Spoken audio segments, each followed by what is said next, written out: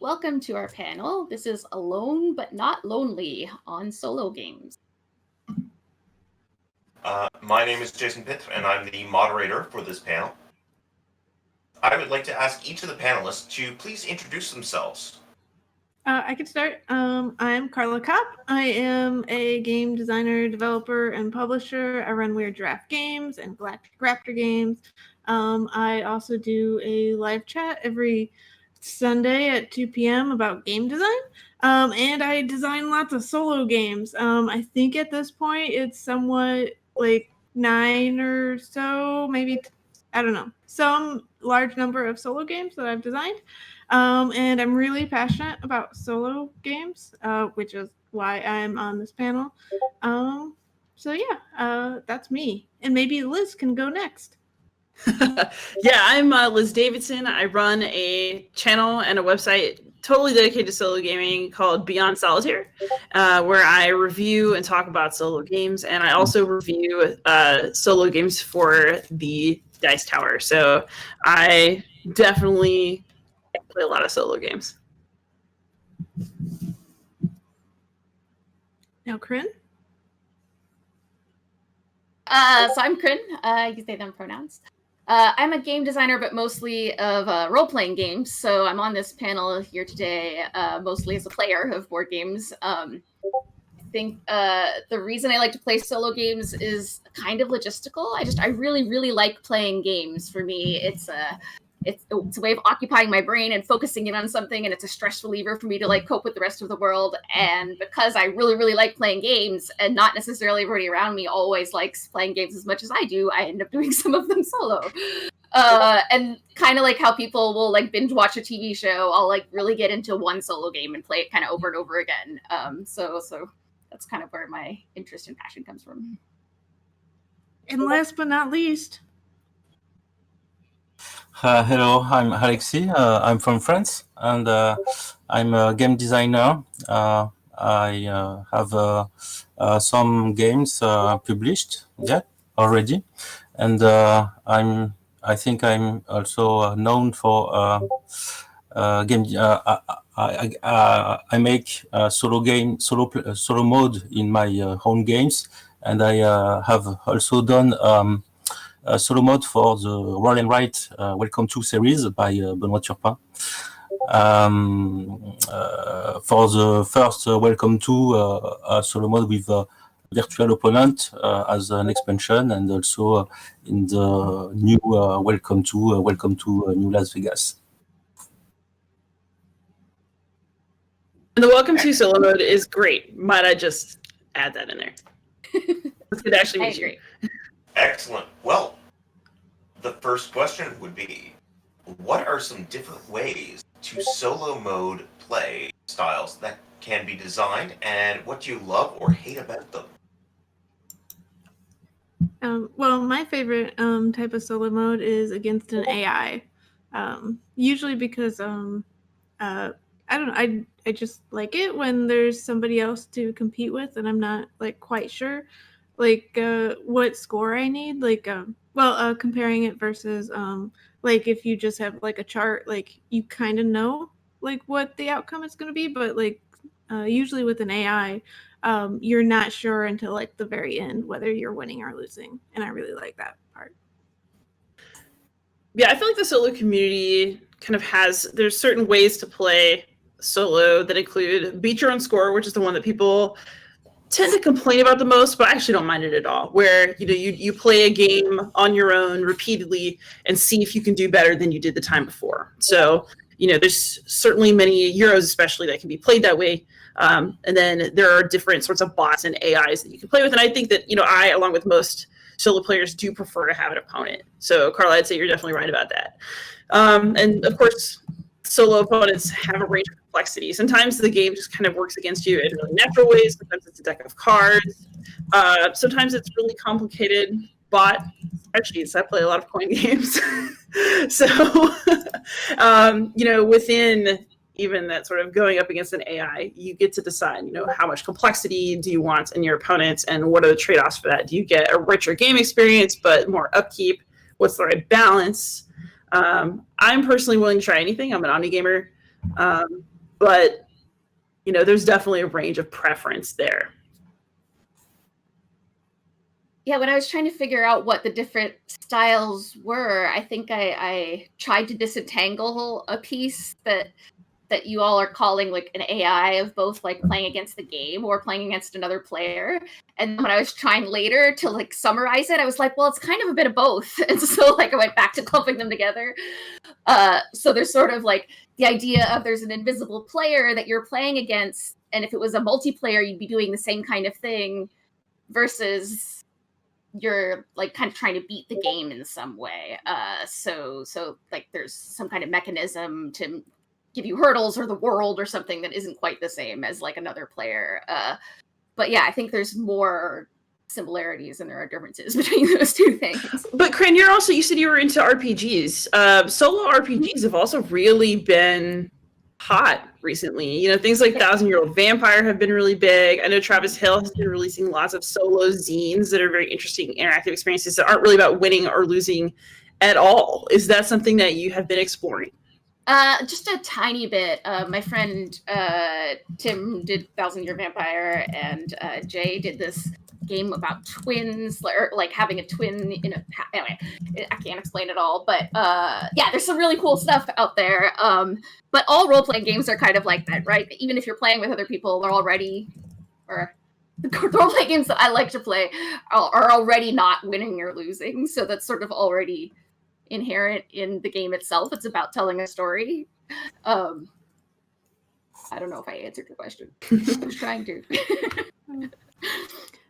One of the other kinds of games that I like are the puzzle ones that kind of like in particular I was like thinking of like the Splendor solo, where like it kind of like makes it into like a weird puzzle in the app where like it's different than the multiplayer game, and I find that like really fascinating.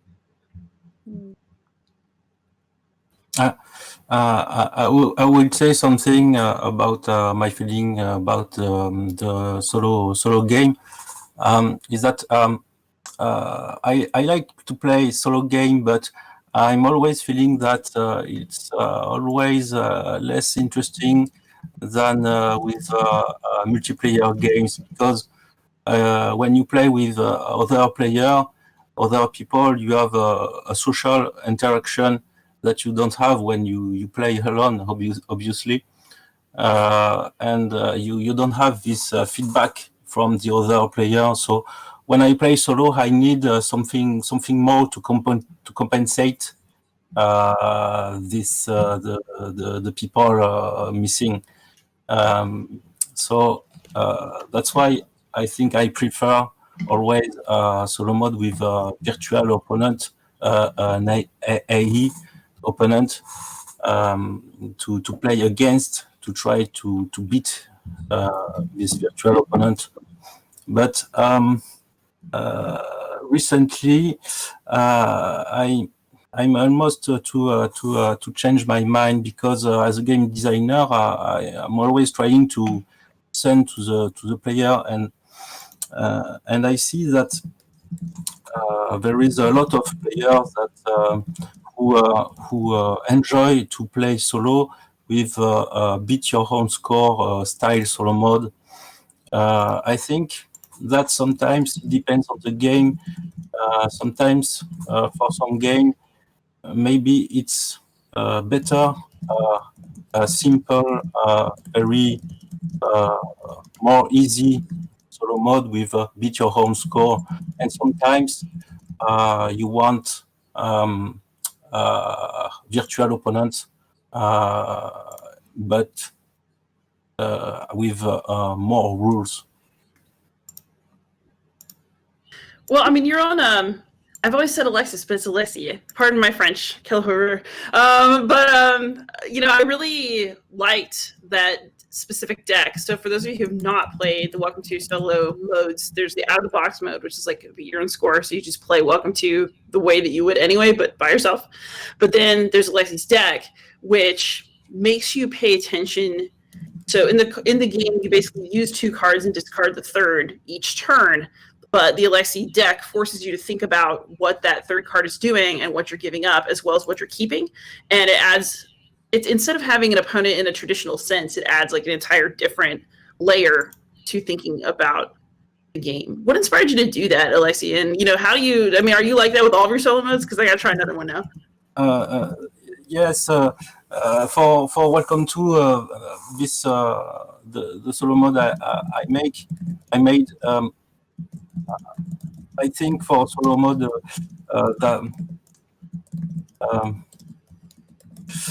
I think I needed a layer, an additional layer of gameplay, because you play alone, and to be more interesting to play alone, I create a new interaction with a virtual opponent that you don't have in the multiplayer game. In fact, that was I created it like that. Yeah, I was gonna say, I like solo games that are kind of if there's a beat your own score element, I really like there to still be a sort of like solve the puzzle element. So like for Spirit Island as an example, like your goal is to like get to the win the game by the win game achievement, but then at the end of the game there's sort of a way to score yourself and how you did. So if it's just sort of score and you're trying to increase that is hard for me to stay like hooked and engaged in. I want sort of like a winning and then also a score to see how it goes over time. Excellent. Yeah, if there's a beat your own score, I definitely would be a chart, just so you know, like how well did I do, something to measure myself against. Mm-hmm. And I really like when there's like some sort of flavor. I know like it's silly, but like when there's just some flavorful title or words or whatever, I don't know, it just makes me a little bit happier. Like, you are the supreme now that you've made the score of 30.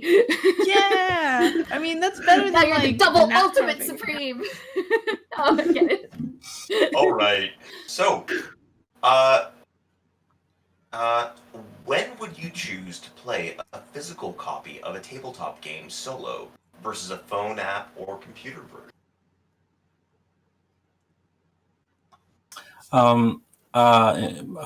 For me, in fact, my feeling is that a digital version of a board game is more like a video game.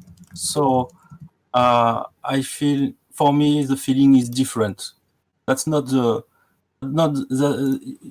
make a huge difference. It's not the same thing. Sometimes I want to play a video games, maybe a digital board game, and sometimes I want to play a physical board game, and it's not the same feeling. For me, the very important thing that makes a huge difference is that when you play digital version, it's the computer who take in charge the rules. When you play alone, you are in charge of the rules, and for me, that makes a huge difference between the two feeling.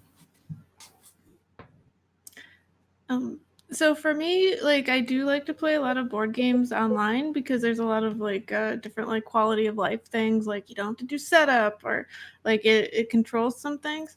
But it's also nice to play in person, like when I don't want to be staring at a screen. Like since it's a pandemic, I'm like staring at screens constantly. So it's so nice to just sit back and like actually touch things that aren't my mouse, and like it's nice to go like slow and steady without like something like doing everything for me.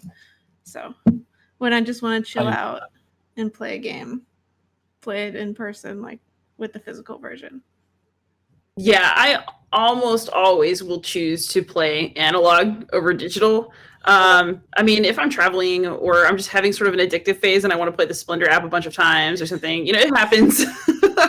But I typically will prefer, I enjoy setting up games.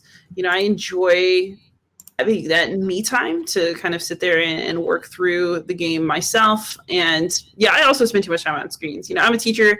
I spend all day talking to people through a screen. Sometimes I just want to not do that. And I also actually do a lot of jigsaw puzzles and stuff. For me, part of it is that wind down and kind of taking off the pressure of the day. So I will prefer to, really make it a solo game where there's no alerts coming on and there's no interaction with anybody else. It's just me and my game and my time. And that's typically how I prefer it. Yeah, kind of have a very similar answer to Liz. Like, if I'm really into one of those games that I'm binging at the moment, like I might end up with it on my phone, and then while I'm out somewhere waiting for something, like pick it up because it's really quick. But my first instinct is always like get the physical copy and like play that way. And I love what you said, Alexi, about the being in control of the rules. I'm going to go on a very slight tangent about skydiving. When I went skydiving twice, and once I was like strapped to this person doing like free fall, and they were just in charge of everything, and we fell. And this other time I went from a much lower distance, and I had 8 hours of training, and I didn't have any of like the super fast free fall time, but it was all like the chute was instantly, like almost instantly opened, but I had to like know how to test it and control it and land it and stuff like that. So it was like less of the more like exciting part of skydiving, but I was in control. And I was so much less scared and enjoyed the experience so much more for the smaller amount of time where I was in control. Because there was just something about my brain like needing to engage that like made the whole experience like more awesome. And I think something about the rules might be exactly why that is with solo games too, because my brain is just doing something a little bit different when it's like there and I'm the one in charge of what's going to happen. Although I will say there's also relief in knowing that there's an automatic catch to any mistakes you might make. I make a lot of solo YouTube videos and I always mess with the rules, just always. It's like trying to rub your belly and pat your head at the same time. Like you talk, play, film, and so be like, oh, I'm sorry, but it's 12 minutes and 37 seconds. You made an error, and I'm like, yeah, I know. I mean, you're playing online, you don't. But the drawback to that is, I've actually never played Gone Shooting Clever in physical form. I got the app, and maybe I regret it because I burnt myself out on that game. I actually don't like Gone Shooting Clever that much because I went through a phase where I played it a lot, and then it was like suddenly I was just done. And now I basically never want to play it ever. And I might have ruined it for myself on the app. I do that with food too. I'll be really into something for a while and then suddenly done. Game gluttony. All right. So, another question. Are there games you prefer solo to multiplayer? If so, which ones? So for me, like, I've played that Splendor app like so much. Like, I do not want to play it multiplayer because like multiplayer is just too slow. But also, like, the Splendor app has like all the puzzles, and I want to do the puzzles. Like, I love that way more than the actual like slow Splendor game. Like, nah, like they just made the solo too interesting for me to want to do the in-person one.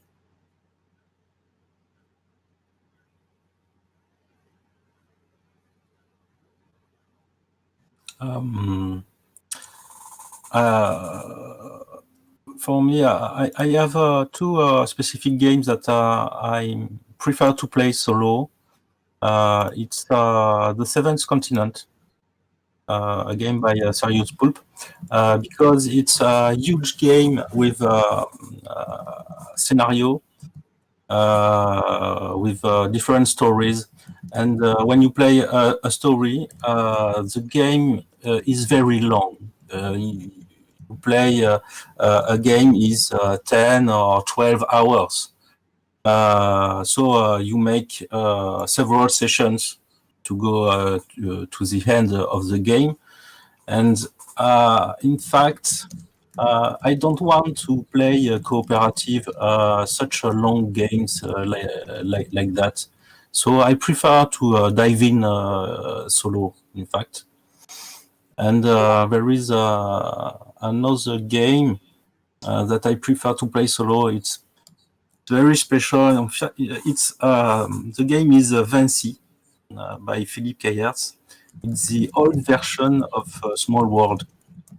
And in this game, there was an old-fashioned solo mode that they don't keep it in the new version of Small World. And for me, it's a very good solo mode. And in the Vinci version of the game, there was a problem. There was a score track on the board to count the victory points.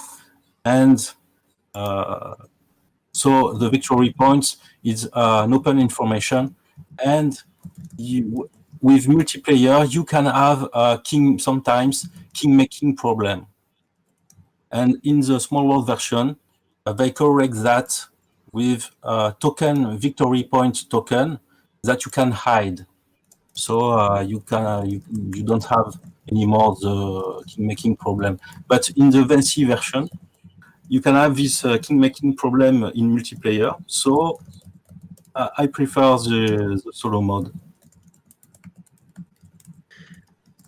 It makes a lot of sense. A lot of times I'll prefer a solo mode. So I might be a little bit unusual in that I generally prefer to play games solitaire. Actually, that's not totally true. So I have game nights during normal times, and when I can, have a game club with students again, I'm really looking forward to that. I do like to play games with other people, but for very chunky games, something that's a big campaign or something that involves a lot of exploration where you have to make decisions, like something like Seventh Continent, or for me, of course, Mage Knight is like the classic solo game because it's a game that requires lots of decision making, lots of thinking, and I like to have full time to do that thinking without feeling pressure from somebody else.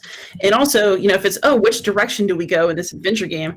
Honestly, I'm selfish. I like to be the one who makes the choice. And I don't like to have to be like, oh no, you choose the direction we go. So I'd rather just play it solo and do it my way because for me, I want to explore. I want to do it at my pace. And for me, sometimes that's the peak experience of a game. I really like Gloomhaven solo for that reason because, I can do it my pace, my way. I don't have to wait for somebody else for the next game. It's all about, my timing and what I want. And I think that if you're really busy, you're having a hard time getting a group together, that especially matters a lot. And right now, during a pandemic, being willing to play that way makes a big difference. Yeah, I think there's 2 times when I'd rather play solo, and one of them is what some of y'all have been talking about in terms of like the scenario based. Some of those games like Gloomhaven or I'm playing Arkham Horror card game a lot right now. It's still fun to play with another player, but then I have that same problem of I really, really like the game and I keep wanting to play it and not as much as the other player that I'm playing with. So like I would be done the campaign in like 2 or 3 days, but with somebody else, like it has to take a lot longer. So there's times when that is a motivator for wanting to play solo. But then also sometimes a lot of games that have a 1-player mode and a multiplayer mode are cooperative. And then other times they're competitive. And sometimes when they're competitive, they just like completely change sort of what you're doing in the game, especially if it's really attacky. So there's like competitive games where you're kind of each doing your own thing and you're interacting with each other a bit, but you're not like attacking the other person and taking them down. You're just sort of trying to build up yourself. And I prefer those games to ones where you're like attacking somebody and taking them down. Like the witch in Dominion is my easiest example of that. Like being cursed. I hate being cursed. I never want to play Dominion with the witch character because I just want to like do my own thing. And I make my little engine and you make your little engine and we see who wins. And I don't like the batting people over the head. So that would be another time when I would want to play solo, is for games that when they go competitive turn like angry on each other. We also should not neglect the fact that there are a lot of games that really are just designed for solitaire. So, I like the leader games from Dan Verson. I play a lot of solitaire war games. So I'm gearing up to review Stilicho, Last of the Romans, and that's a solo game where you are playing a Roman general trying to deal with a crisis all by yourself. And, let's not forget there are really good games out there that are actually purely designed for one. person. And there are also some that are really just better solo. An example I would say is Pavlov's House by David Thompson. You theoretically could play that with like up to 3 people, or 2 with one person controlling the Germans while one person plays the Russians, but it's really better as a solo game. One thing that Krin said that I really agree with was about the competition, is that like in person, like when I'm playing with other people, like I don't like to attack others. Like I just, like, even if it's detrimental to me, I'll be like, oh, I just won't use this thing that will do something bad to somebody else. I don't know, I don't like it. But I am completely okay like beating up an AI. Like, yeah, let's go to town. They're okay if I like take all their resources or whatever it is. Like, I'm just way more comfortable like in games like that to play solo versus like with my friends.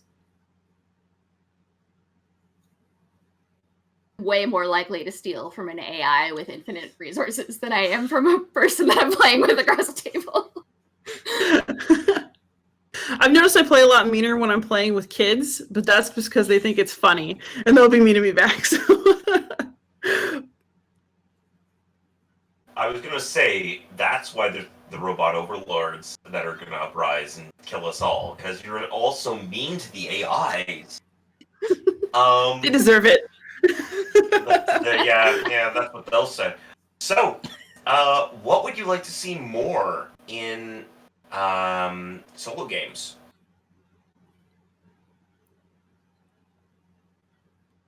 See more campaign mode things, where a game that can be played solo as like just a one-shot also has a way to like link together a bunch of different scenarios, like 5 to 10 different games or whatever. They're linked narratively with abilities, things like that. And I just found out about a free roll and write that I wanted like yesterday, that probably everybody else has heard of, but it's a Bargain Basement Baby Spear.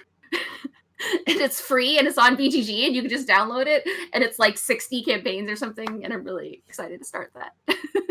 And that's what I want to see more of. Yeah. I agree with some more campaign mode for solo mode or scenario, because when you play solo, it's always the same game. When you play with other people don't play always the same with the same. They don't make the same choice in each games, but when you play solo, you are alone and you are always the same player. So it's with a campaign mode or scenario mode, you can have something new for each game, and you want to continue to play again and again. Yeah, I'd second that as well. Like anything that makes me play in a different manner than I would normally play would be really helpful, because like I can play the same game over and over, but with multiplayer, like the other players play differently, which makes them different. But like with a solo, if you don't have something that's like incentivizing you in different ways, like it can get old really fast for me. So just like whether it's a scenario or a campaign that is just like limiting or adding new things as you go along, I really enjoy that. I wish I had a more positive way to answer this question. I'm not like being mean or anything, but I think what I want to see more of in solo games is, so I review a lot of games. I really appreciate it when there's a lot of attention that's really given to the solo experience. I feel like, so this is a great time to be a solo gamer. I just want to preface this with that comment, because we have more choices as solo gamers than we have ever had, and even before, this year happened, solo game was growing. Our communities online for solo gaming are huge. There are lots of just really exciting ways to engage with games on your own. But in response to that, there are also now a lot of games that have kind of a one-player mode that's a bit throwaway. And so for me, what I'm always really looking for is a lot of attention specifically to my solo experience, and tweaking a game in a way that isn't just an afterthought. I want something that really speaks to the actual experience of playing something solo, as opposed to like, oh yeah, here's like a slightly more beige version of my game for you to enjoy when there aren't other people around. So, you know, Lexi, the reason I praise your solo mode is that it adds something to the game instead of just kind of fixing something that would be missing without other players, if that makes sense. And that's what I'm always in search of, and those are the solo games that excite me the most now. There is something I would want for solo mode also. Simply more solo mode, because there is now there is in huge game there is almost always a solo mode, but in light and family games there is not always solo mode, and I think we want to play sometimes some light games solo, and there is not, and it's missing. I want more solo mode. And Carla, you essentially create the games you want to see in the world. You do a lot with bots that make a solo experience low upkeep, but with different challenges. One of the things I appreciate particularly about your games is that you tend to have bots with different play styles, which makes perfect sense given that you like to be forced to play in different ways. I mean, are your designs just sort of responding to what you wish was out there? Yeah, basically. Like, well, I want to make a solo game that like I can play like over and over again. So like to do that, like I have to put in like more new different things. And also like from a design perspective, like I just love solo games because like it's like, how do I entertain me more now? Well, like I have to like think that through and like try to like add like a new thing. So if you look through like my history of solo games, like I slowly like I'm like, oh okay, so well we can do 3 bots for this game, and the next game is like, oh well 3 bots and let's do some difficulties, and then like in my latest one there's like all these different things from like every design experience that I've just learned and been like, oh yeah, we can just do this, like let's adapt it to this new game that I'm working on. Because like if you are playing it solo, like well I think like it should be just as entertaining and just as like give you just as much time with the game as the multiplayer. So why not add all the content that you can? And I just want to echo the not being an afterthought thing. One of the most annoying things is when a game says it has a solo mode, and then you like learn the rules and figure it out. And solo mode is just like play 2 characters, so like it's a co-op game, and you're like, okay, so I can play by myself by playing 2 characters instead of me playing one and the other person playing one. Yeah, it's like I hate when it's like, oh, this is more work and less fun. Like. You know, I really don't mind playing two-handed. There are a lot of games that I enjoy that way, and some games that have a solo mode that I prefer that way, just for like character synergy or something like that. But I guess that's a personal preference matter. It's like Too Many Bones, you can solo it. There are lots of your locks that are great alone. I really prefer to play 2 because that way they can interact, and so for me that's really satisfying. I love Sentinels of the Multiverse. You really need to play 3 heroes for that to work, but I'm also a crazy person, so there you go. I guess it's well, more. I'm also. Oh, sorry. Oh, you can go. I think there's a difference between like you can play solo or you can add 2 versus like you have to play 2 and that's the only way you can play solo, and we're claiming it's a solo thing. There's something in there that I'm like, you're cheating. Yeah, and I guess like I'm just lazy where I just don't want to like pick up a hand and then put down a hand and like be swapping all the time. Like, I don't know. I just rather it be like more clean. Yeah, I'm down for a mess, but I also play coin games by myself. Actually, that's the sort of game that I do wish that I had more human opponents to play, because, I mean, I don't mind at this point because I've just done it so much, but, you know, that's one of those games that's so interactive in ways that are so interesting that I really do wish that I had more human opponents who are willing to, you know, learn and then play like a 6-hour game with me. But that's a big ask. Example of a game in that category that you like. Oh, like I love things like I like Pendragon. So that's like a game by Morgane Guillaume-Reti. She designed this amazing game about it's called Pendragon: The Fall of Rome in Britain. But you're basically playing this really complex map where you have one faction that's the Romans proper, one faction that's kind of like the locals who kind of side with the Romans, but also want more power that's not just Roman Empire power.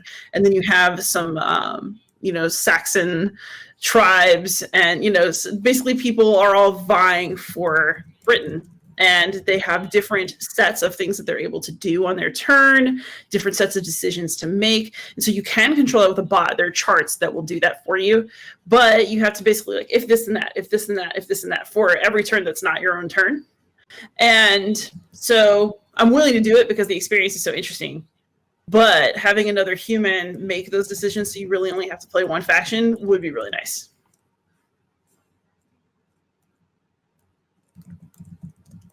All right. So I think this is a perfectly reasonable time for us to move on to audience questions. And we have a pile of them. Ooh. Should I be scared? Yeah, be scared. So the first question is from Super Dracula Man, which is, what is a favorite solo game for each panel?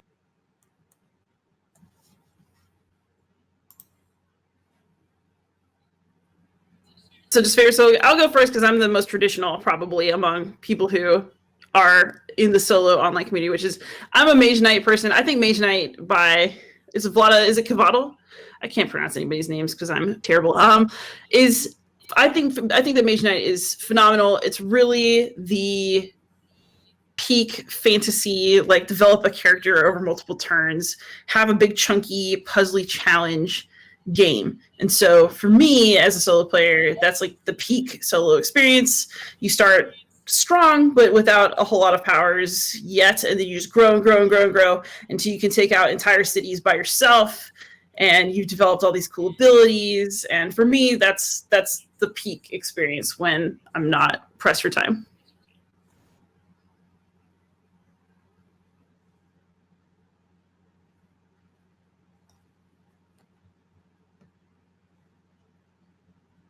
Time choosing favorites, especially with my I was on a Mage Knight binge for a while, so like that would have been my favorite game at time X sometime in the past, and Gloomhaven as well. Right now I've been playing, but I haven't been playing it solo, but Arkham Horror card game, and I think if I had to currently right now choose one game, and that would be the only game I could play solo for like a while, I would be pretty happy doing Arkham Horror card game right now, but there's so many. That is a strong choice. I think the game I played solo the most is probably the Splendor app, just because there's like so many challenges, and like I just never got bored of it. I played that game for years, so I'd say that one. Yeah, it's hard to choose favorites though. I'm sorry, but I'm not sure how to. I have understand well the question precisely. Can you translate me, Jason? Donc, c'est tout simplement est-ce que tu as un jeu favori dans ce milieu? Un jeu solo, oui, oui. Solo or not? Oui, solo. Solo. Playing solo. I think Vinci. I talked it about this game, and I like to play it solo because in this solo mode you play against. It's an old-fashioned solo mode because you have to play all the play of the virtual opponent, but virtual opponents have different powers and that change on each game, and I'm always enjoying to play it solo, and that's it. And there is other game, but if I have to choose only one, that would be this one. Oui, c'est une question difficile. So, the next question that we have is going to be from Geranimus.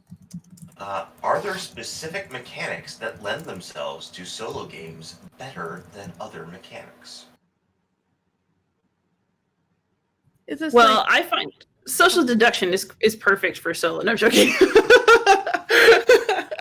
No, I think that anything that's, for me, like deck building, a lot of worker placement, those sorts of things work really well. Social deduction, auction, bidding, for me, not as much.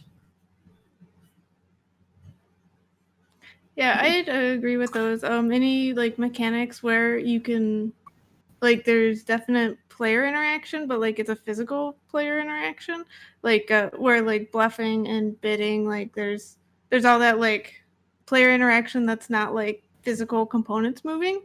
So like, yeah, so anything that has like the like where you have to care about like people's feelings and their like motivations and stuff, like that's not good for it. But yeah, worker placement is just great. I'm just agree. Yeah, I'd say somebody brought up the puzzles, like I guess the Splendor thing. Anything that like you look at it and you're like, this game is kind of like a puzzle, or at any given moment, like what your next move is kind of like a puzzle. I think that lends itself well to solo play, because you can spend time just being like, okay, what's this puzzle I'm solving now? And then something changes and you're like, well, what's the new puzzle I'm solving? So it's that kind of mindset. Yeah, I think on the other end of the spectrum, I also very much like sort of loose rule RPG experiences where you don't have to necessarily follow every rule, or you don't have to play perfectly, but the idea is to have an experience. So I really like stuff like, I've been playing, I like 4 Against Darkness. Generally, it's a cheap pen and paper solo RPG, but I've been playing Marco Arnauto's 4 Against the Great Old Ones, and it's just very funny, and you basically have a lot of liberty to go where you want to go and kind of do what you want to do. It's a very much an imaginative experience, and I like that as well. Excellent. So, the next question that we have is from Tin Star Games. A lot of games are criticized as being competitive solo. So how much do skills cross over between designing solo versus designing non-solo?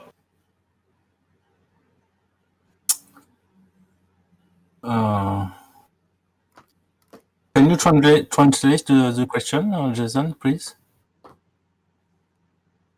Oui, donc, il y a beaucoup de critiques à propos des jeux qui sont solo compétitifs. Donc, c'est quelles compétences qui sont impliquées avec les jeux solo contre les jeux qui sont de plusieurs joueurs?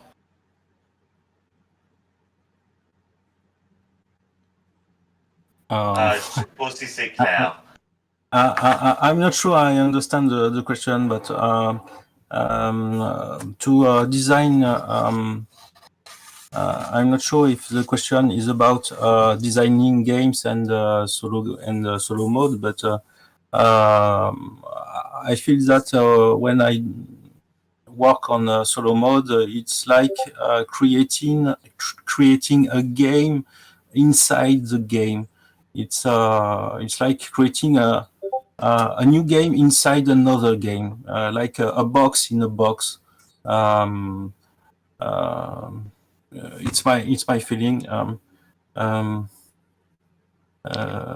I didn't yet try to design only solo game, one player game, and I think it's different, because when you have already a game and you create a solo mode for this game, you already have a structure, you already have the game to make the solo mode. But I'm not sure I have understand well the question. Donc, So I'm not sure I have C'était answer. parfait, tu l'as bien expliqué. C'était parfait. So the other panelists. So there's a lot of overlap. Like, if you're good at designing games, you might be good at designing solo games. It's just designing a solo, there's an extra layer to it. Where in multiplayer games, there's a lot that you can rely on with other people. But with a solo, you have to really try to emulate the multiplayer experience without like reproducing the multiplayer experience, and understanding like how like the difference between those two are very important, and like trying to emulate is like what are the effects of having other players, and being able to like think about that and putting it down like in components. Once you start doing it, it gets like super easy. But I'm also I studied robots, so like my brain just thinks in like code. So I think that helps out a lot. Like if you can think in like if-then statements a lot, where I don't do that at all in like regular game design. I guess like there's some sort of if-then statements, but they're like much larger for like multiplayer games. Like you never actually write down all the different trees for the multiplayer game, but you have to do that if you're doing any sort of AI. I don't design games, so this is out of my range. Yeah, ditto for board games. I've never. Yeah. Hey, it's not limited to board games. I have not designed a solo role playing game. Okay. I'm just saying. Just completely interjecting as another game designer, I see the leap from a multiplayer board game to a solo board game as the same kind of conceptual leap from a role-playing game with a game master to a multiplayer board game. Really? Huh. Because you're taking out a discretionary, human-controlled portion of the game mechanism. But that's kind of like in the opposite direction. Well, as in making the leap from a human-moderated game to a rules-only moderated game, and then a rules-moderated game down to just a single. Why I said it's like the opposite is like when you have like a GM, like that GM, like it can vary a lot, but like they're like creative and they need to like use all this like brain power, and they like really bring the game to life. Whereas in like an AI, like that thing has to be like so dumb. Like it can't do like complicated things like a human would do. Like you don't want the AI to like be complicated or need to like make decisions at all. You need it to be like a yes, no, like a very simple, like look at the game state. Is this a yes or a no? You don't want the like human player in a solo game to like have to make choices about what the AI wants. Right. So in a solo game, it behavior is effectively a constant. And in a GM game, this that function is actually more of a variable that is controlled by a human. So that's why I was saying that they're sort of on two ends of the same spectrum. But this is me playing game designer. Sure. So let's go to actual questions again. So we've got a nice simple one. How long in minutes should a solo game last, in your opinion? From Sir Nased. Depends on the game. And my mood. Yeah. From Yeah. 1 No, minute there's something to forever. For me, it depends on the game for sure, but I'm known to be a slow player, and sometimes my friends tells me hurry and play. And when I play solo, I can take all the time I want to play. So when I play solo, it's always much longer than multiplayer. When I play multiplayer, I try to play fast that the other player don't wait too much. But when I play solo, it's always much longer because I take all the time I want. I have solo games that are kind of different sizes depending on what they're for. So I love something like Orchard that takes less than 10 minutes to play if I'm just kind of traveling around, or I have a lunch break at work, and I just need a minute to kind of refocus. I like to play a very quick small game just right at my desk. But if I want a bigger, more adventurous experience, I'm also willing to play games that last half a day. So it really just depends on the amount of time that I have to fill, what I'm in the mood to do.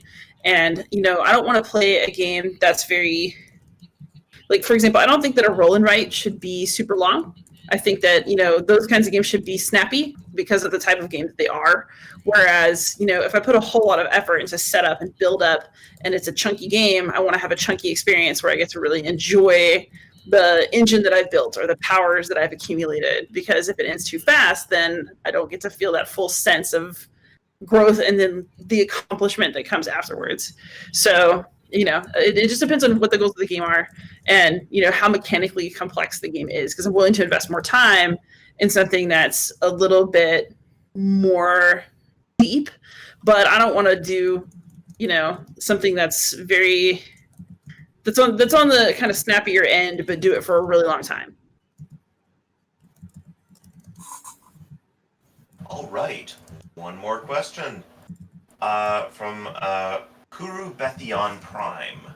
What are some fun ways that solo games have pitted two mechanical levers against one another? Like progress in one arena versus drawbacks in another.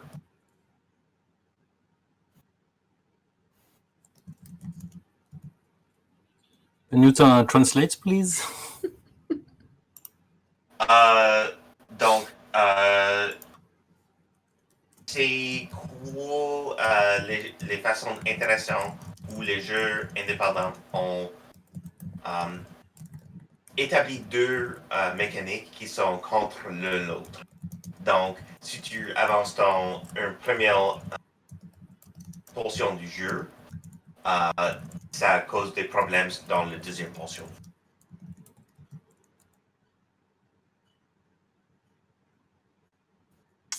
Ça, c'est la question. Ok. Je ne sais pas si c'est clair parce que je ne suis pas expert dans les jeux solo. Désolé. I'm not sure I understand the question in French and English, but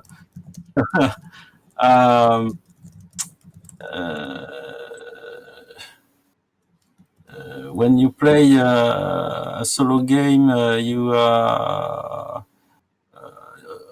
you play against something. If you play against to beat your own score, you are your own opponent. There is a different kind of solo mode, so a solo game. So when you play against opponent, virtual opponent, you play against it. When you have an objective to achieve, you play against the game, and you have a win or lose condition.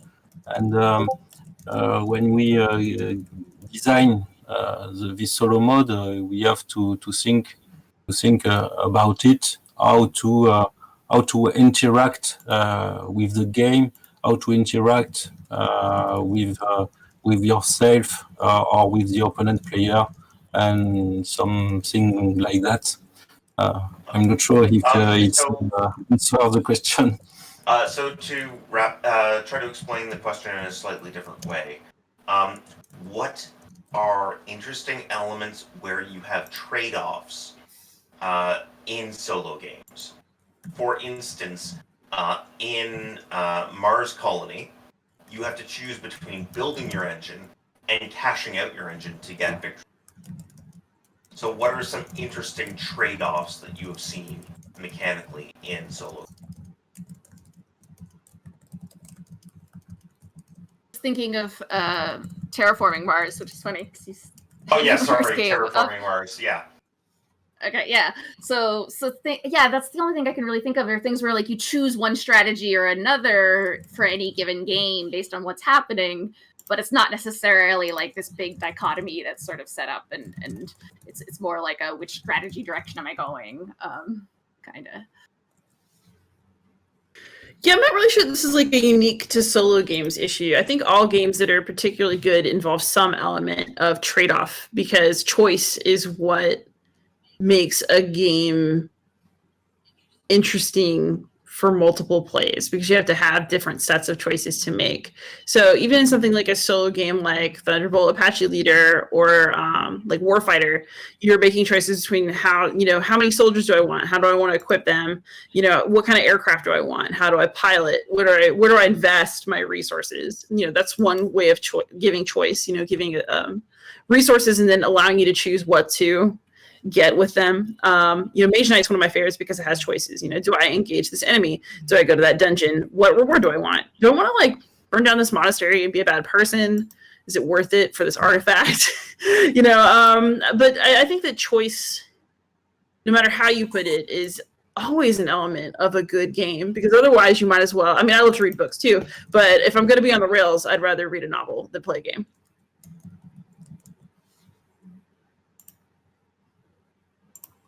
Excellent.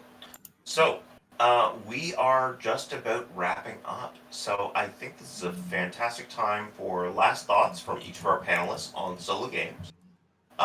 Is there anything you're particularly excited about in the solo game arena? And then we'll sign off. Krin, what are you excited about in solo game? Well, I'm I had a conversation way before the pandemic with a friend about playing solo games and how obviously not in this crew, but in some places it can be like sort of stigmatized because like people look at you with a board and like playing around with things and they're like, what are you doing? And you're like, I'm playing a game. And they're like, where are your friends? Do you need help? Should I play with you? But if you're like sitting on your phone playing Candy Crush or whatever and tapping at it and someone comes in and is like, what are you doing? And you're like, I'm playing this game. Like nobody cares. Nobody bats an eye, right?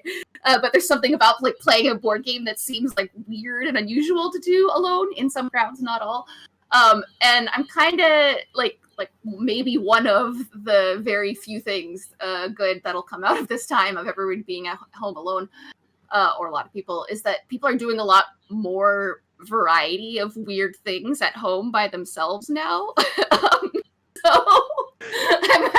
I guess I'm kind of hoping that more games will like come out with solo modes and do interesting things and create weird AIs and stuff like that, just because they want to like have something to sell their game for right now. So I'm hoping we'll see even more creativity in the area because it becomes a slightly less weird thing to do. Yeah, I'm kind of on the same boat with the more creativity and stuff, like with both this and like low player count games, like 2-player games where like there's a ton of like 2-player games where it's just like, this is not meant for this. Like it shouldn't be a 2-player game. And the same thing with solo, where it's like I play the solo and I'm just like, is this real? Like, should this be on the box or should this just be like a variant in the rule book? But I would be really excited if like all the player counts become like very like if I see a solo on a box, like that's going to be really legit, because people actually like, since they're at home either doing like solo games or 2-player games, they come to realize like, hey, this needs to be really good for the player count to be on the box, because I don't want to disappoint anyone ever again.